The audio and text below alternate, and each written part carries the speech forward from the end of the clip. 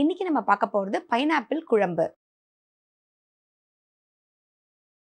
இந்த ரெசிபியை பண்றதுக்கு தேவையான பொருட்கள் என்னென்னு பார்க்கலாம். பைனாப்பிள் குழம்பு செய்ய தேவையான பொருட்கள்: நறுக்கிய பைனாப்பிள் 1 கப், தேங்காய் பால் 1 கப், தேங்காய் எண்ணெய் 2 டேபிள் ஸ்பூன், அரிசி மாவு 1 டீஸ்பூன், முந்திரி 10 நம்பர், மஞ்சள் தூள் 1/4 டீஸ்பூன், மிளகாய் தூள் 2 டீஸ்பூன், இஞ்சி 1 துண்டு, பூண்டு 5 பல், பச்சை மிளகாய் 2, கருவேப்பிலை சிறிதளவு, கொத்தமல்லி தழை சிறிதளவு, எலுமிச்சை சாறு 2 டீஸ்பூன், உப்பு தேவையான அளவு. பைனாப்பிள் குழம்பு பண்ணுறதுக்கு தேவையான பொருட்கள் என்னென்னு பார்த்தாச்சு. எப்படி பண்ணுறதுன்னு பார்க்கலாம். இப்போ ஃபர்ஸ்ட் பார்த்தீங்கன்னா நம்ம ஒரு பேன் வச்சுருக்கோம். இதில் நம்ம தேங்காய் எண்ணெய் சேர்க்க போகிறோம்.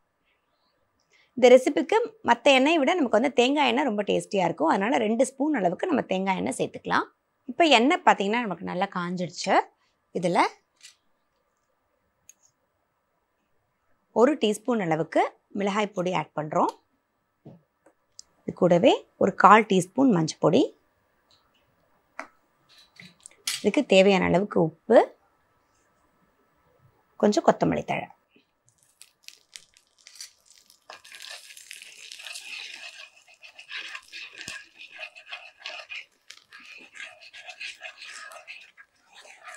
இதுலேயே நம்ம லைட்டாக வதக்கிட்டு நம்மக்கிட்ட இருக்க பைனாப்பிளை ஆட் பண்ணிடலாம். இப்போ நம்ம போட்டிருந்த மிளகாத்தூள், மஞ்சத்தூள், உப்பு எல்லாமே பார்த்தீங்கன்னா நம்மளோட பைனாப்பிளில் எல்லாமே நல்லா அப்சர்வ் ஆகிடுச்சு. இதை நம்ம எடுத்து தனியாக வச்சுக்கலாம்.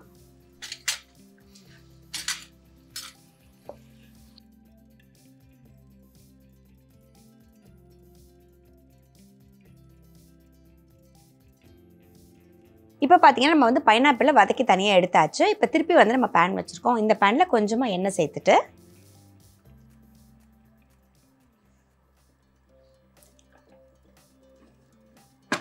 கொஞ்சம் காயட்டும். இப்போ அடுத்ததாக பார்த்தீங்கன்னா இதில் நம்ம ஃபஸ்ட்டு கொஞ்சம் பச்சை மிளகாய் ஆட் பண்ணுறோம். பொடியாக நறுக்கியிருக்க பச்சை மிளகாய். இது கூடவே கொஞ்சம் பூண்டு, கொஞ்சம் இஞ்சி,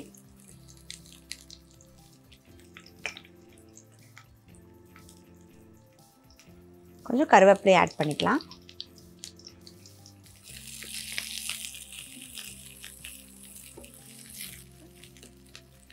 அடுத்ததாக இதில் நம்மக்கிட்ட இருக்க தேங்காய் பால் நம்ம ஆட் பண்ணுறோம். சிம் பண்ணிவிட்டு ஆட் பண்ணிக்கலாம்.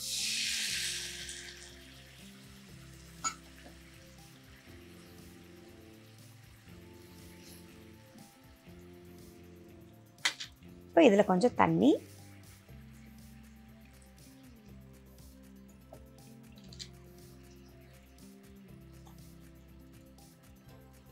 இப்போ இதில் நம்ம 1 டீஸ்பூன் அளவுக்கு அரிசி மாவு ஆட் பண்ணிக்கலாம். அரிசி மாவு ஆட் பண்ணும் போது நமக்கு பார்த்தீங்கன்னா நல்ல ஒரு திக்னஸ் கிடைச்சிரும்.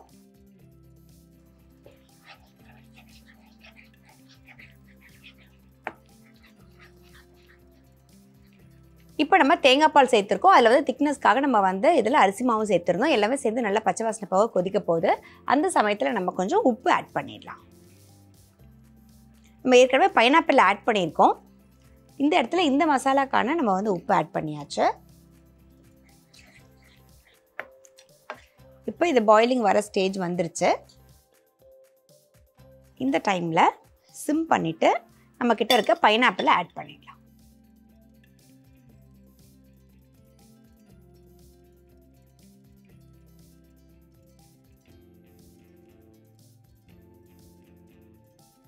இப்போ பார்த்தீங்கன்னா இதுவும் நல்லா நமக்கு ஒரு பாயிலிங் ஸ்டேஜ் வரப்போகுது. இந்த சமயத்தில் நம்ம வச்சுருக்க மிச்சம் தேங்காய் பால் இதில் ஆட் பண்ணிடலாம்.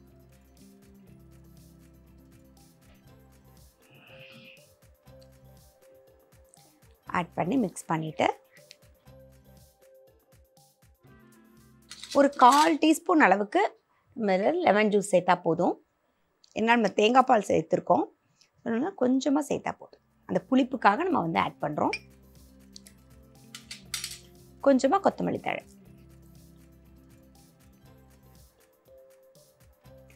இது எல்லாமே சேர்த்து நமக்கு இந்த மாதிரி லைட்டாக கொதி வந்தால் போதும்.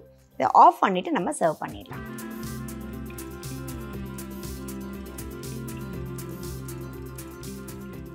இப்போ நம்ம பண்ணிட்டு இருந்த பைனாப்பிள் குழம்பு பார்த்தீங்கன்னா இப்போ சூப்பராக ரெடி ஆயிடுச்சுங்க. அது கண்டிப்பாக ட்ரை பண்ணி பாருங்கள். நம்ம யூஸ்வலாக வந்து நிறைய டைப் ஆஃப் குழம்பு வைப்போம். இந்த குழம்பு வந்து ரொம்ப ரொம்ப டேஸ்டியாக இருக்கும்.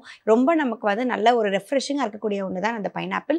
அது கூட இந்த தேங்காய் பால் நம்ம வந்து தேங்காய் எண்ணெய் எல்லாமே சேர்க்கும் போது அவ்வளோ வந்து வயிற்றுக்கு வந்து பார்த்தீங்கன்னா அவ்வளோ ஒரு கூலிங்கான ஒரு குழம்பு தான் இது. ஸோ கண்டிப்பாக ட்ரை பண்ணி பாருங்கள். ரொம்ப ரொம்ப டேஸ்டியாக இருக்கும். இதே மாதிரி ஒரு சூப்பரான ரெசிபியோட இன்னொரு செக்மெண்ட்டில் மீட் பண்ணலாம்.